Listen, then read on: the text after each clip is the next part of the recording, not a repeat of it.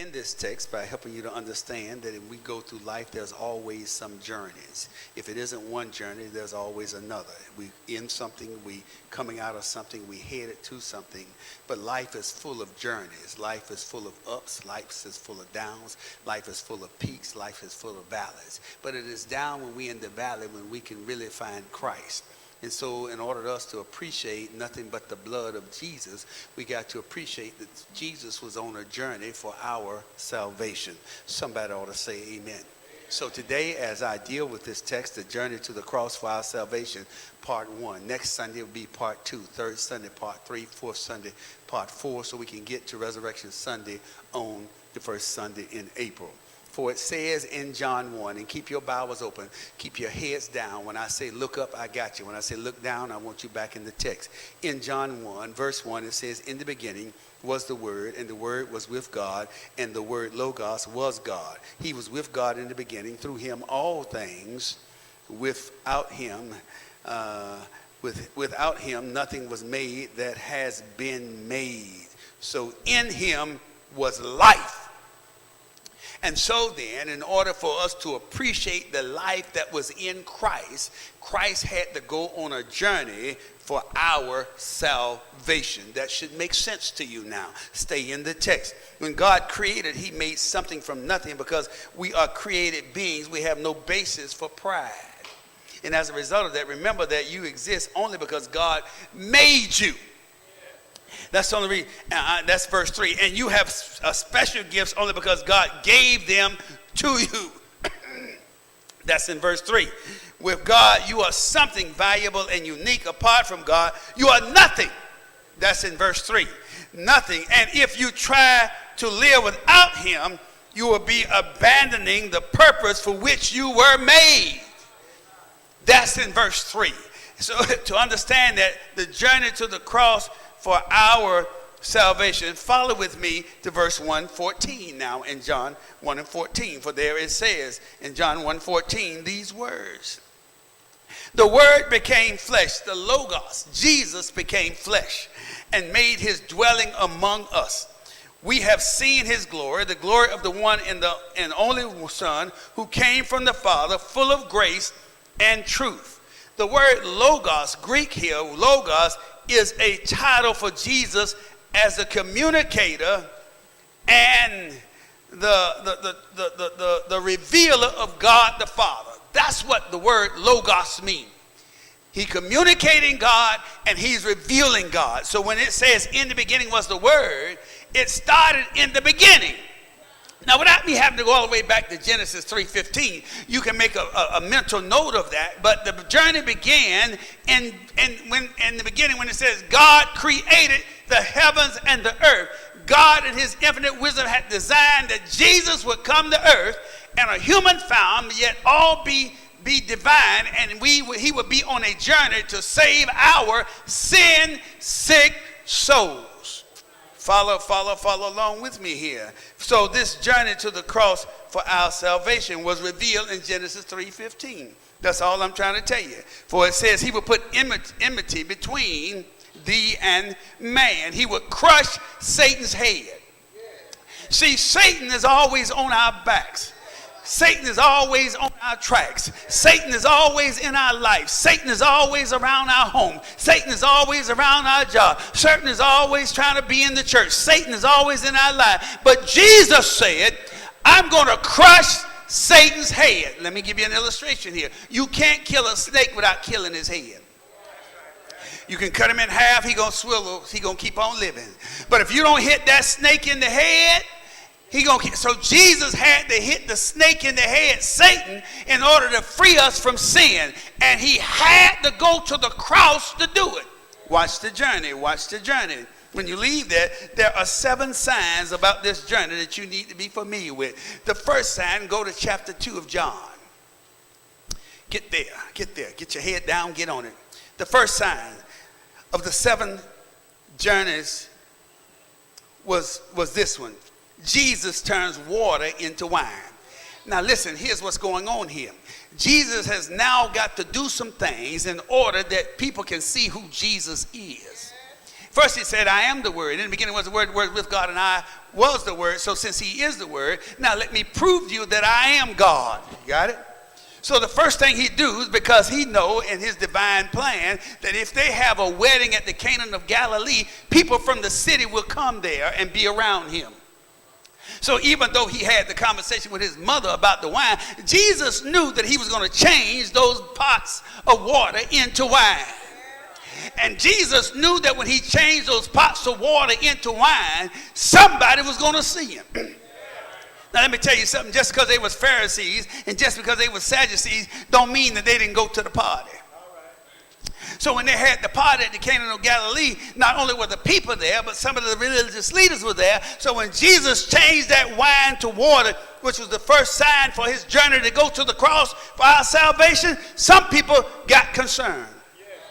The question was, who is this man? You can hear that. Who is this man that he can change water into wine? And they went and told somebody about what Jesus had done. Have I got a witness here? So he made sure that people understood that. On the third day of the wedding took place, and he had the hour has not yet come. Look at what it says in verse 4. When his mother, you got to understand what's going on there. His mother said, they got problems and they need some more wine. And Jesus said, see what he said there? This is why he said, woman, why do you involve me? That's the key to the text. Because here's what he's implying, and here's what Jesus replied in that fourth verse. My hour has not yet come.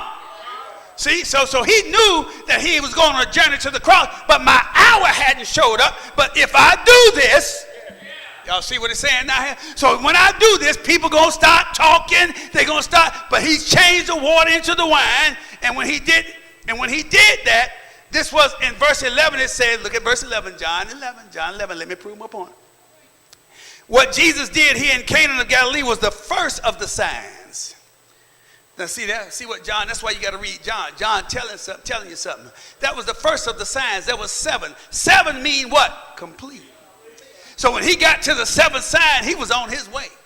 That's why you can't just take Palm Sunday, the Sunday before Easter, and understand how he got to where he was. Let me show you here. So Jesus, on his journey to the cross for our salvation, and a few days later, Jesus clears the temple. Clear the temple?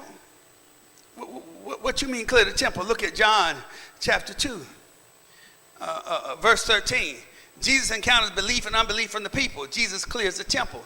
That's not the sign. But let me tell you what they're doing with him here. Look at 18 verse. The Jews then responded to him, what sign can you show us to prove your authority to do all of this? Look here, you don't come in here and you don't disrupt my money. You don't put the people out the temple. I don't have money to take care of my income. You got people following you. So what sign, what authority do you have to come and clean this temple out? Now watch this. Jesus answered them. Let's see how he's setting it up. He's on the journey. Look what he says there in verse 19. Jesus answered them and said, destroy this temple. See what Jesus doing there? See, they don't know what he's talking about, but he's on the journey to the cross. Destroy this temple, but in what? 3 days. 3 days. I will rise it again in 3 days. So that's the journey. He's taking them on a journey for our salvation. That's what he's doing. So that's why I put you. Jesus is on his way to the cross. Now look at me in John 4:46. Flip the page. I'm getting there. John 4:46. So you had the first sign, right? Which was the wine at the Canaan of what? Galilee. He changed, and now people interested in him. Now he goes into the temple and he messed the temple up. Now people are mad at him. But see, that was God's divine plan. He set it up that way because nothing but the blood can save us. So in John, and 46 now, let me tell you, Jesus preaches in Galilee. And after the 2 days in 43, he left for Galilee. Now, Jesus himself had pointed out that a prophet has no honor in his own country. All right? And when he arrived in Galilee, the Galileans welcomed him. They had seen, that's the key, Watch this now. He had done the wine, word got out. Been in the temple, done tore it up. Word got out. So when he get to this text, they had seen all that he had done in Jerusalem at the Passover festival, for they also had been there. The Passover, look how Jesus set the scene up. At the Passover festival, everybody came to town. There were not hundreds of people, but there were thousands and thousands of people that showed up for the Passover. And so that when Jesus did something, word got up. He was just marketing himself. He was just marketing the fact that he was going to the Christ. That's what we do nowadays when we really want to do something. We market what we do. Jesus was marketing that I'm going to the cross. Let me prove it, because here is the second sign. For it says, Jesus healed, in verse 46, a government official's son. Now, wait a minute. He done changed the water to wine in Cana of Galilee. But now he goes to the political side. See, don't y'all tell me Jesus wasn't involved in no politics. That's a lie. Because the whole world run by politics. And if I want to get your attention, Jesus got their attention by healing a government official's son. Watch what he says. Once more, now look at verse 46. Once more, that's important. Jesus visited Cana in Galilee, where he had turned the water into wine, and there was a certain royal official whose son lay sick in Capernaum. Got that? When this man heard that, see there? The word had not just gotten around to the people, but the word had gotten around to the government officials. The word had gotten around to the Pharisees and the Sadducees. That's what it's saying. When this man heard that Jesus had arrived in Galilee from Judea, got that? He went to him and begged him to come and heal his son who was close to death. So even the government officials recognized, even if they didn't know him as Jesus, he had power in his hand. He had power in his voice, and he had power and authority to tear up that stuff inside that temple. So then he says here, now look at Jesus. Now he said now in the verse 48, unless you people see signs and wonders, why can't you believe in me by faith? See, some folks, they still looking for a miracle, and you wake up every day, you're a miracle. Have I got a witness here? You didn't have to wake up this morning. You don't have to look for something special. You want to see God's miracle, look at the birds singing in the trees. We just sung that great hymn, didn't we? It says, how great thou art. We see the creation. We see the universe. We hear the birds singing in the tree. That's all about God's miracle. So the fact here, he said, unless you people see signs and wonders, Jesus told him, you will never believe. So they had made up their mind, unless you do something for me. Jesus ain't got to do nothing for you. But because of his grace, somebody ought to help me here. Because of his mercy, he performed miracles in your life every day. When you're broke, he send you some money. When your car breaks down, he give you something to get it fixed. Somebody just walked up to me this morning and something happened to me. A young jitterbug, they called them, hair all down, pants sagging. She went there to get some gas. Help me for a moment here. This just happened this morning. And she said, well, I need to get some gas. Something happened. And he said, well, ma'am, what you need? Ma'am, what you need? He said, let's put $15 in the lady car. Let her go to church. That's just how God worked things out for you. You just got to trust and believe. So in that verse 449, the royal official said, sir, come down before my child dies. That's a different way to say that. He didn't say please. He's still a government official, so he still think he bad. Y'all hear what I'm saying? He still think he in charge. And he said, come down and heal my child before they die. And go. But Jesus said to him, look how Jesus flipped the switch on him. He said, you must have got stupid here. Go. He commanded, go. Jesus replied, your son will live. All he did was speak. That's all he did was speak. Authority by authority and command. So the man took Jesus at his word and departed. Let me park right there. We read the word, but we got to believe the word. Jesus said, I'll never leave you, nor forsake you. You got to believe it or you don't. Jesus said, I'll heal your body if you pray and you ask me. You got to believe it or you don't believe it. Jesus said, I'll give you things that you desire from your heart, but you got to believe it. Now, that's something you got to do. But he said, just go. The man left. His son was healed. But you got to believe it, and you got to know it. Let me go a little bit further. Look at chapter 5 with me. The journey to the cross. The third sign. Chapter 5, verse 1. See, first sign, change water to wine. Second sign, what? Heal the government official's son. He on the journey now. But now, wait a minute. Just before I get there. Don't you know that government official went back after he saw that his son was alive and started spreading the word and said, hey, look here, y'all. Something different about this man. I ain't never seen nothing like this. Look here, he didn't even come to he said, I tried to command him to go and heal my child. He told me to go on about my business. When I got there, my son was already healed. Jesus got power over distance. That's all I'm trying to tell you. He can speak and things can happen. He don't have to be everywhere at the same time, and he limited himself by coming down to earth. You got to trust God and hold on to God. He'll fix things for you. So here in this text on this journey, here, this third sign, Jesus healed a lame man by a pool. Now, I wrestle with this text individually. Personally, I wrestle with it. Because it says sometime later. See that? It ain't no weeks later, just sometime later. It says here in verse 1, Jesus went to Jerusalem for one of the Jewish festivals. See, they was always having festivals. Now, note here, Jesus hung around when they was having things. See how it is? So if we want to evangelize people and they're having events, we need to go set up our own booth. Hey, you better hear what I'm saying.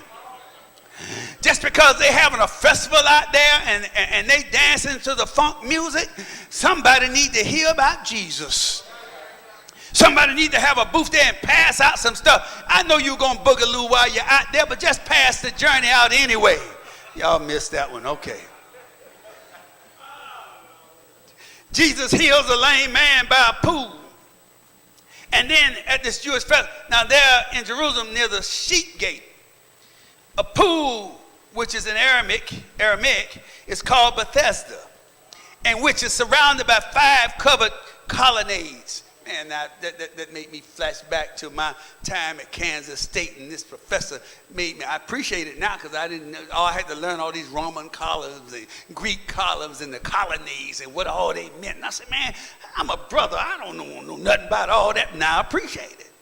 Because it says that the 5 colonnades, here a great number of disabled people used to lie, the blind, the lame, the paralyzed.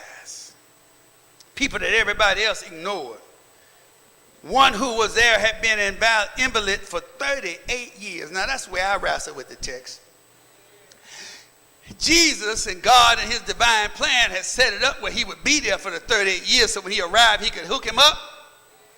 But I'm trying to figure out if I've been somewhere for 38 years and the pool gets stirred up. After 38 years, it looked like I would have got a little bit closer. Y'all hear what I'm saying? And if I had gotten a little bit closer, it looked like by one of them years, by that time, when the pool gets stirred up, man, if I could, and I know I could get healed, I'd just roll over in it. But he stayed there for 38 years as an invalid, waiting on somebody to put him in the pool. Oh, anyway, but here it is. When Jesus saw him lying there and learned that he had been in this condition for a long time, he asked him, do you want to get well? Can I park my kickstand right here for a moment? You need to be able to answer that question for yourself. I'm not just talking about a physical illness. I'm talking about the sin in your life. Do you want to be healed? Do you want to change? Do you want to turn around? Do you want to get your life back in order? Do you want your children back in your life? Do you want your marriage to get fixed? Do you want to be healed? See, people, when they say heal, they start talking about the physical ailments. What about the mental ailments that you go through? You got to answer that question for yourself. Do you want to be healed? And then you got to know that the healer, can't nobody do it like, y'all almost caught me. He can heal whatever your problems are, whatever your needs are. He can provide it for you. But you got to want to be here in this text. Let me pick this kickstand up and roll a little further. Here, sir, the invalid said. Here's what he said. I'm in the 7th verse. Keep your head down in the text. John 5:7. Sir, the invalid said, replied, I have no one to help me into the pool when the water is stirred. While I'm trying to get in, someone else goes down ahead of me. Now, you mean to tell me for them 30-something years, you couldn't get on the edge of the pool and wait and just roll your little body in? That's all right. That's all right. I got it. Then Jesus said to him, here's that third sign. Jesus said to this man, he said, get up. He said, get in the pool, get up. And then there is an exclamation mark behind it. Get up. That's what he said to him. You laying here in your misery. You need to get up out of your problems that you're going through. You need to get up out of your misery. You need to get up out of them drugs. You need to get up out of that alcohol. You need to get up. But you got to have a made up mind. That's what this is all about. You got to get up. Jesus told him to get up and pick up your mat and walk. Now we got a real problem. Because he'd been there for 38 years. I wonder how many times the Pharisees been by there and saw them people around that pool. I wonder how many times the Sadducees been there and saw him around all that. I wonder how many people bypassed him all that time and didn't do anything to help them. The day in which he took his place. Now here's where it's messed up. Here's where for them, the religious leaders and everybody, in that very next verse, in the 8th verse, it says that the day in which this took place was a Sabbath. Now the Pharisees, they heard about this. The Sabbath, he healing people on the Sabbath, on the holy day. You can't work on the holy day. You can't go fishing on Sunday. Can't wash clothes on. Y'all gonna catch that a little bit. That traditional stuff. You can't do this on. You can't drink liquor on. And then you'll be lying in church.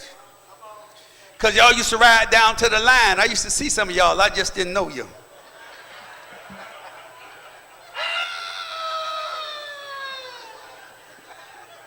Now you want to know which line I'm talking about? The county line down US 1 in Callahan. On the other side of Callahan. Yeah, y'all know what I'm talking about. And the line down there at Jack's Liquor at the beach. Y'all know what I'm talking about now? What say, brother? Yeah. Now, I couldn't tell you that if I didn't know for myself. Leave that alone.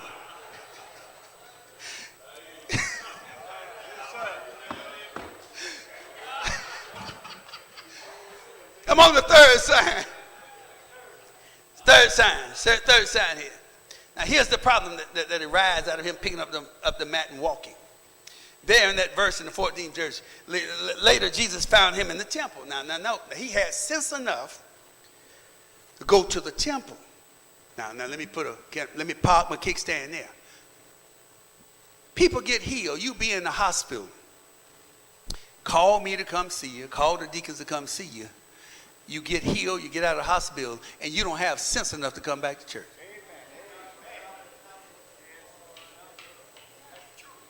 Isn't that the truth, Joe? You want the blessing, but you don't want to make the sacrifice. See, God ain't going to keep on healing you every time you go to the hospital.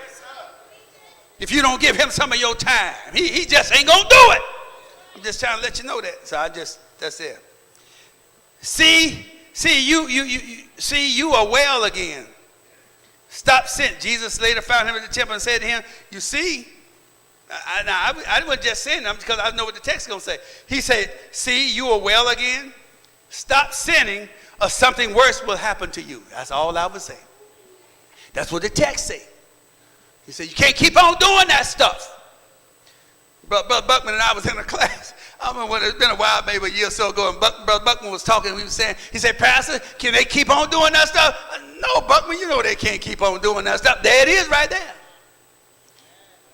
That, it's in black and white right where it's in red, Jesus. That's the red letter Christian right there. You can't keep on doing it, and you want to get your blessing. That's what he's saying there. The journey to the cross for our salvation is heating up now. And the reason it's heating up is because he can't keep quiet.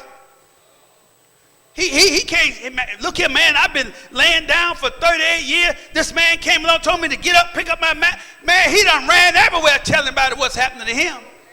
And the Sadducees and the Pharisees, they really getting mad now. And here's why. Because in verse 16 of chapter 5, Jesus claims to be the Son of God. Whoa, wait a minute. Who do you think you are? Don't get it twisted here. So because Jesus was doing these things on the Sabbath, the Jewish leaders began to persecute him. You know how people do, y'all. You stop doing what you do and they persecute you, saying, you know, you ain't no good. You're going to go back and keep on doing the same thing you used to do. You done forgot about that stuff long time ago, and they come and throw it back up in your face. In his defense, Jesus said to them, my Father is always at his work to this very day. And I too am working. Watch this now. For this reason, they tried all the more to kill him. Not only was he breaking the Sabbath, but he was even calling God his own Father, making himself equal with God. That's it right there. Wait a minute, man, you ain't God. Well, I changed the water to wine, did you? You ain't God. I healed the centurion, the government official's son. You ain't God. Yeah, but I just had that lame man to get up and walk by just telling him to get up and pick up his walk.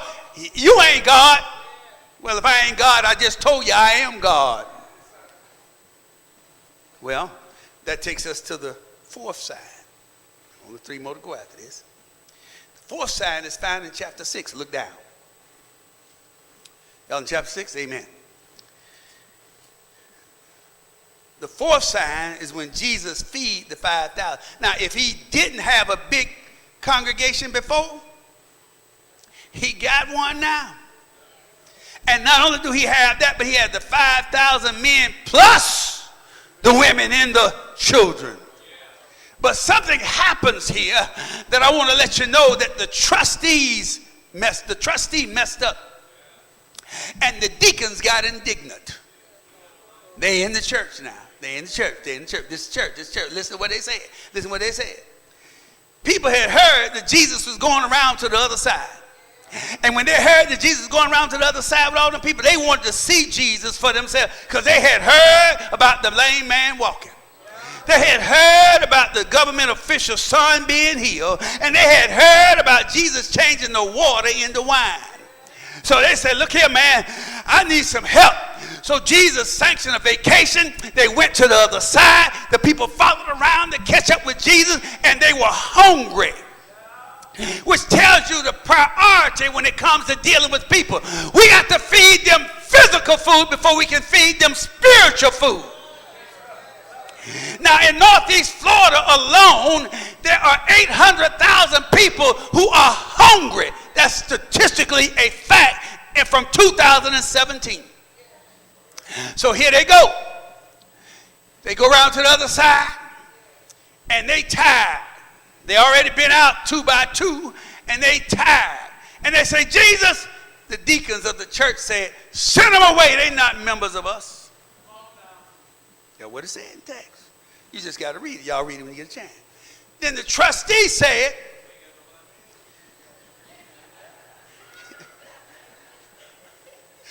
Pastor, we ain't got no money.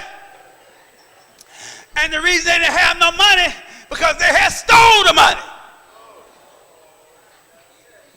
Let me prove it to you. I ain't talking about our trustees. They know better. I put them straight in jail. But let me show you.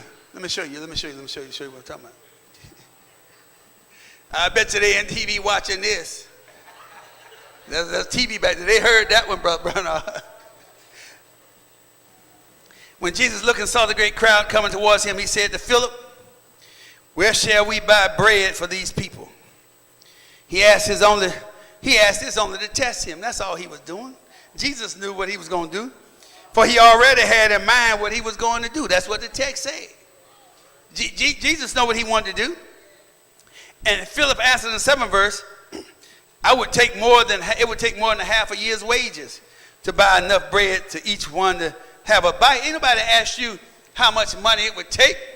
I ask you, what do you have? Look at the text, that's close. And in 8th verse, another of his disciples, Andrew, Simon Peter's brother, spoke up. Here's a boy. Listen to this now. With 5 small barley loaves and 2 small fish. Andrew had sense enough to listen to what Jesus asked him. And Andrew went looking for an answer to provide to Jesus about what they had. And Jesus said, have the people sit down. There's plenty of grass. They all sat down. And now you know the word got out and the Pharisees are tracking him. For it says, Jesus then took the loaves, gave thanks, and distributed those who were seated as much as they wanted. He did the same with the fish. Gotta finish. Man, I wish I had time to teach it.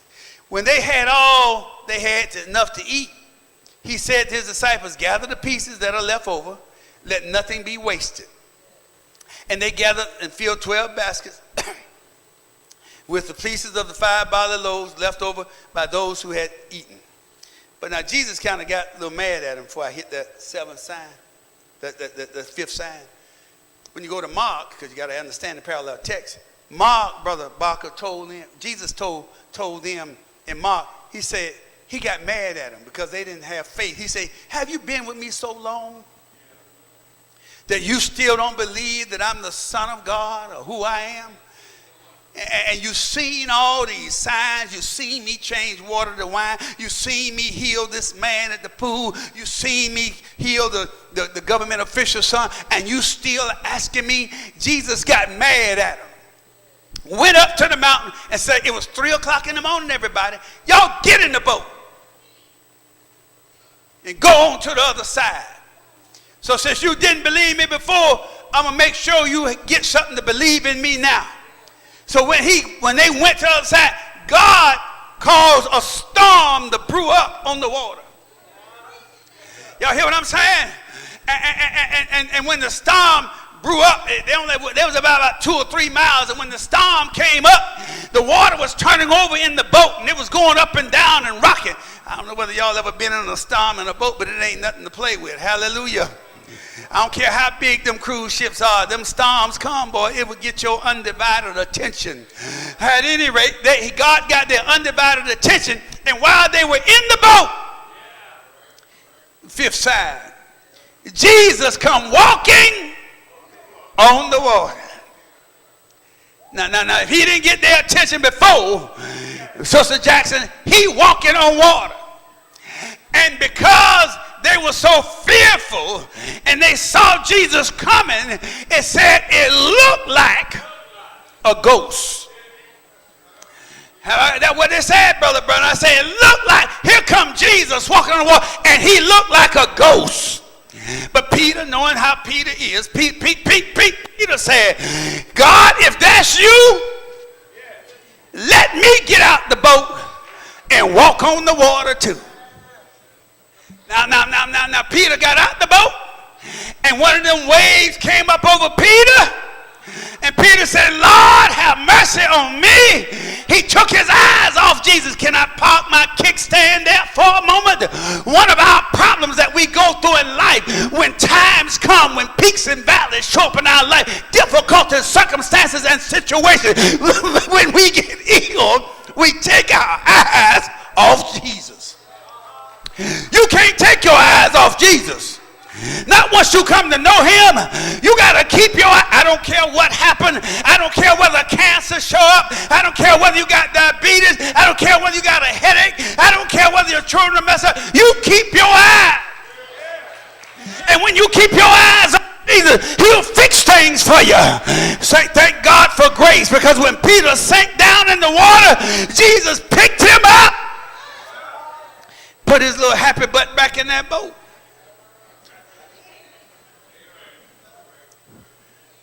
I wonder what the conversation was then when Jesus got in the boat with him.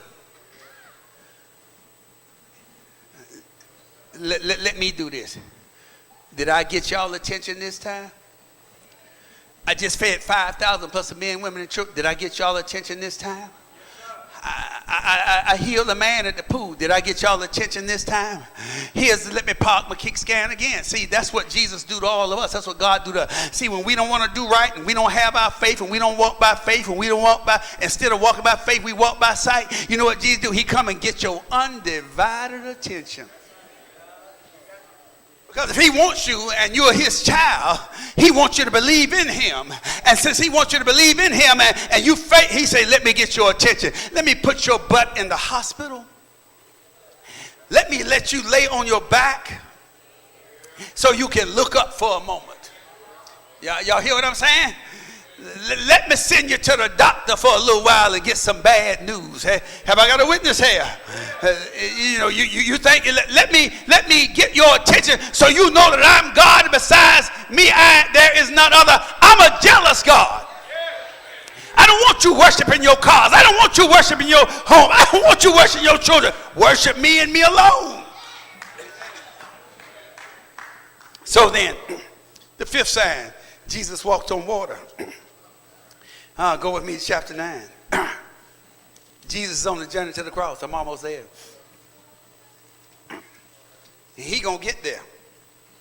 Now they already, by now they're attempting to arrest him, and Jesus has forgiven an adulterous woman and all of that, and Jesus warned of the coming judgment, and Jesus speaks about God's true children, and Jesus states he is eternal, and they getting more and more mad at him. But he said, well, since you don't want to listen to me, since you don't want to pay attention to my sign, let me do one more for you too. The sixth sign, Jesus healed a man who was born blind. Born blind, not went blind. And Jesus says in the 9th verse, chapter 1, verse 1, as he went along, he saw a man blind from birth. His disciples asked him, Rabbi, here they go again. See, in their teaching, they had heard for a person to be born blind, some sin had taken place. So they say, Rabbi, who sinned? This man or his parents that he was born blind? Now, there's some truth to this. And let me prove it. Now, Jesus said neither, but there's some truth to this. If you go out and you commit an adulterous or fornicating act and you get AIDS, that's sin. And if your child is born with AIDS, it's a result of your sin. Now, wait a minute. And by the way, none of us is exempt to that. Now, let me help you out a little bit further. Let me give you another one. If you drink a lot of liquor, the Bible says don't do it in excess. But if you drink a lot of liquor, smoke a lot of drugs, okay? Somebody tried to justify the word herb in Genesis for marijuana. That's not what it is. The word herb in Genesis, by the way, since I'm there, is about vegetables. It's not about smoking herb. Just thought I'd let y'all know that. Don't get that twisted. And yes, I know they got medical marijuana. I get all of that, and it help you with glaucoma and all that. But they've been prescribing medical marijuana for a long time. Y'all just didn't know it. So when you go to a nursing home and people won't eat, they give them Marical. Marical is derivative of marijuana with THC in it. That's all it is. So they've been giving it to them for years. But anyway, that's just a little sidebar. Let me go back to the text. So the man born blind. So sin. So if you commit sin and you're drinking a lot and stuff like that, and it gets into your body, or you snorting that cocaine and get in your body, and your child born, and they have medical problems, that was because of your sin. So this is not an untruth. But in this particular case, Jesus said, neither this man nor his parents sinned. Jesus said, but this happened so that the works of God might be displayed in him. God allowed him to be born blind because of his divine plan, so that when he get there with him, he could show up and show out in his life. That's what that's saying to you. And as a result of that, when he saw the man, Jesus got some mud and spit in it and wrapped it up in his hand, put it on the man's eyes. And he said, now go wash it in the pool of Siloam. The word means sent. So the man went and washed and came home and he could see. But now here's the plot. The plot thickens here. What happened is the religious leaders questioned the blind man, how do you get sight? He said, Jesus did it. Now he done went and told everybody what happened to him. And then they brought the Pharisees the man, and they are becoming really indignant because he did it again on the Sabbath day. I'm just about through now. Got one more sign to go. He did it on the Sabbath day. And then some of the Pharisees said, this man is not from God, for he does not keep the Sabbath. But others asked, how can a sinner perform such signs? So they were divided. So even among the Pharisees and Sadducees, they said, well, no, he didn't keep the Sabbath, but he healing folks, so he can't do both. So now they divided. Jesus came and he tore up the whole world. He tore up all the religious systems. He messed everything up. So let's go a little bit further. In verse 17, then they turned again to the blind man. What have you to say about him? It was your eyes he opened. The man replied, he is a prophet. Whoa, wait, time out. Prophet? But they still, verse 18, they still did not believe that he had been blind and had received his sight until they sent for the man's parents. Now this is what I like about this thing. Is this your son? Yes, it is. Is this the one you say was born blind? Yes, we did. How is it that now he can see? Now watch this. Boy, they tighten them up with this one. In verse 20, everybody there look down. We know he's our son, the parents answered. And we know he was born blind. But how he can see now, or who opened his eyes, we don't know. But here's what I like about it. They put it back on him. Ask him. He is of age. He will speak for himself. Let me tell you, let me park there for a moment. You know, only you can speak for you. I don't care what happened. Only you can speak God. Only you can accept God in your life. Only you can speak about what God has done for you. Can't nobody be a witness for you. You got your own testimony. And everybody ought to have their own testimony about what God has done for them. Am I the only one in here that can say that I got a testimony of how God brought me from darkness into the marvelous light? Am I the only one here that can say how God, when I was sick, healed my body? Am I the only one here that said when I was broke, busted, and disgusted, God brought me out of what I was in? Am I the only one here that can say God been good to me? But only I can speak for myself. You can't speak for me. So they flipped that. They flipped this. So the second time in verse 24, they summoned the man who had been blind. Give glory to God by telling the truth, they said. We know this man is a sinner. And here's what he said. Verse 25, he replied, whether he's a sinner or not, I don't know, brothers. But this one thing I do know. Help me, Holy Ghost. Help me, Holy Ghost. Help me, Holy Ghost, here, right here. That's where we come in at. That's where I want to park at for a moment. Help me, Holy Ghost. That's where amazing grace kicks in here. I once was lost, but now I'm fine. I was blind. Help me, somebody here. He said, look here now. I don't know whether he's a sinner or not. I'm not trying to figure that out. But this one thing I do know. I once was blind. But now everybody in here ought to know what he's talking about. We all once was blind, but now we what? See. And thank God for opening our eyes.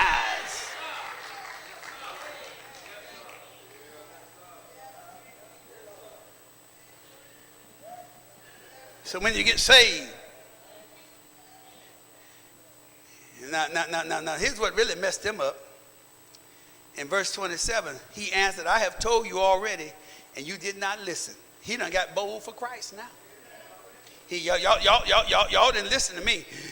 We are disciples of Moses. That's what they said. We know that God spoke to Moses, but as for this fella, we don't even know where he come from. When you get saved, you get bold for Christ.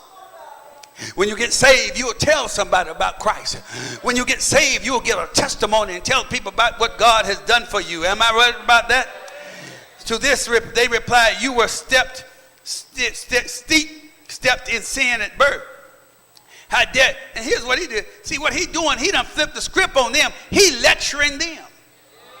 And they got mad at him because they say, how dare you lecture us? We the intellectuals, we the religious leaders, we the political, man, bump you is what he said. I was blind, but now I see. I ain't trying to figure the rest of that stuff out. What that man did for me, he could do for you. All you got to do is believe in him. Let me close it out. The journey to the cross for our salvation. And this is why we cannot wait to celebrate Palm Sunday, the Sunday before resurrection.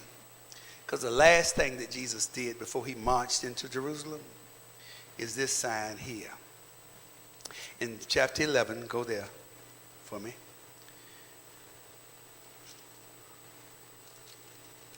Yeah. Jesus encounters an event. Y'all got that? Verse 38. The seventh sign he completes. 7 is complete. Verse 38. Jesus once more, deeply moved, came to the tomb of Lazarus. It was a cave with a stone laid across the entrance. And Jesus said, take away the stone. Got that? But Lord, said Martha, the sister of the dead man, by this time there's a bad odor, who has been there 4 days. Well, the first day the man came to him, Lazarus died. Jesus stayed there 2 more days. And then on the 4th day, Jesus went back to him because it was a day's journey. So now it's 4 days and Lazarus is dead, and she has labored him and said that his body stink. Now that's his sister, who are friends in fellowship with Christ. They party partners. And so as a result of that, they eat together and they drink together. They fellowship together. And so now you telling Jesus that he's dead and his body stink? That's what she did to him. I'm closing on this one. For Jesus, the religious leader, and as a result of that, Jesus said, did I not tell you that if you believe, you will see the glory of God? He said, didn't I tell you that? I sat down with you and ate with you. Didn't I tell you these things? And then he said, so they took away the stone. Then Jesus looked up. Jesus looked up. Well, you ought to look up more. Y'all hear what I'm saying? If Jesus can look to the hill from which cometh our help, all our help coming from the Lord. So if Jesus can look up to God, we ought to look up more. Anybody here know what I'm talking about? You ought to call on him more. You ought to depend on him more. You ought to trust him more. You ought to believe in him more. You ought to shout about him more. You ought to praise him more. You ought to lift your holy hands for him more. Just because he God and he wants you to praise him. He wants you to honor him. He wants you to adore him. You ought to look up.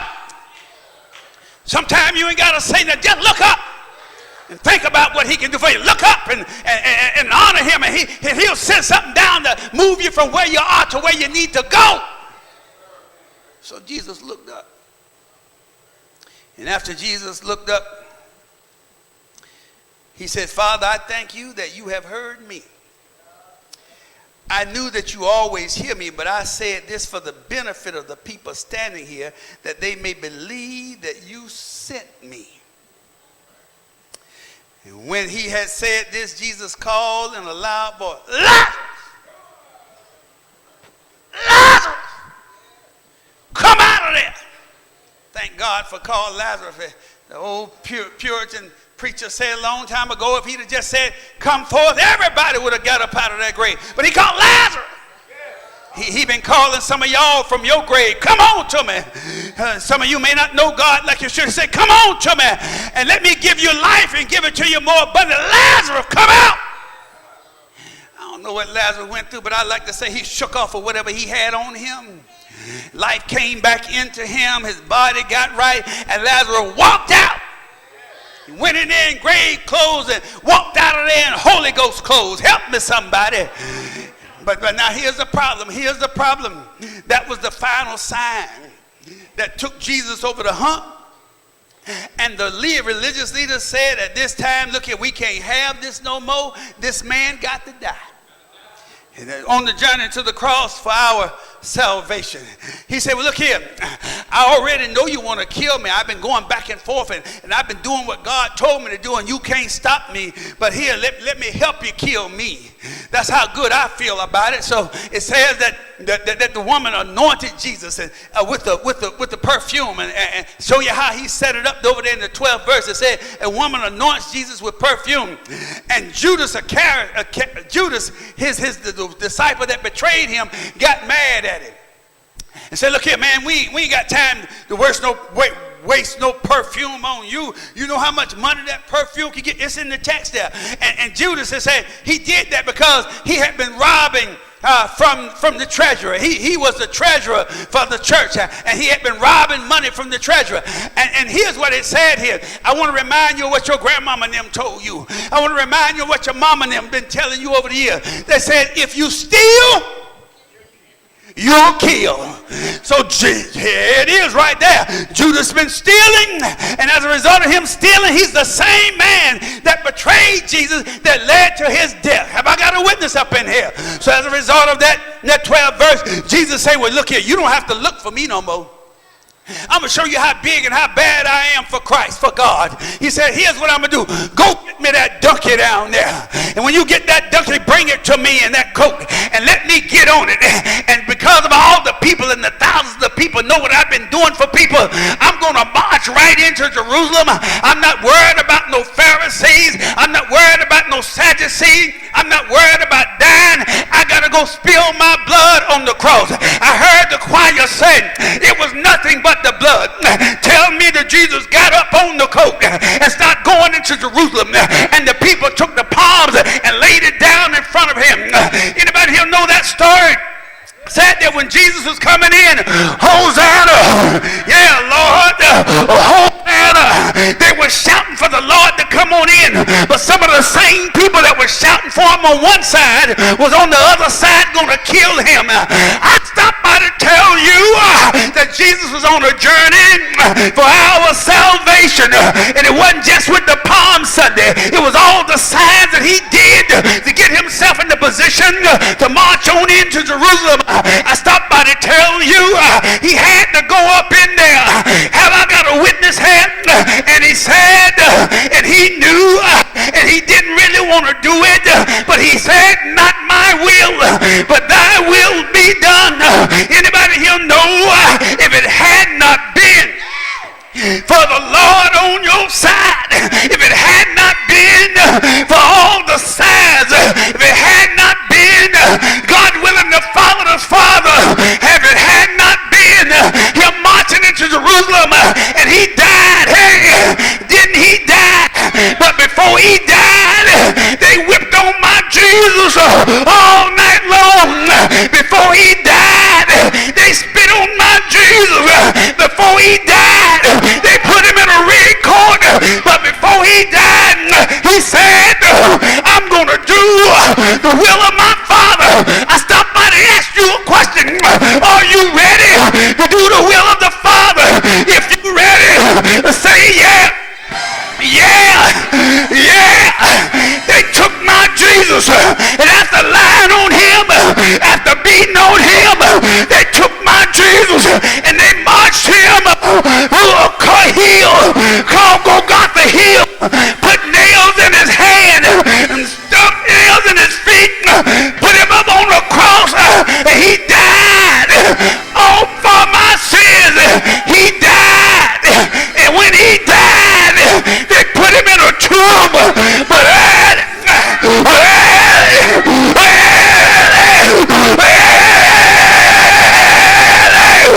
Sunday morning, he got back up, and when he got up, I can dance better. And since he got up, I can run better. And since he got up, I can pray better. I can sing better. I can shout better. I can do my life better. If you know he's been good to you, or say yeah, yeah, yeah.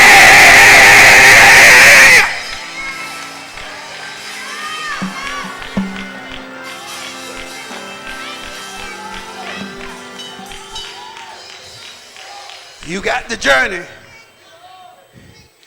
And now that you got the journey, you ready to learn what happened that got him to that cross right. The door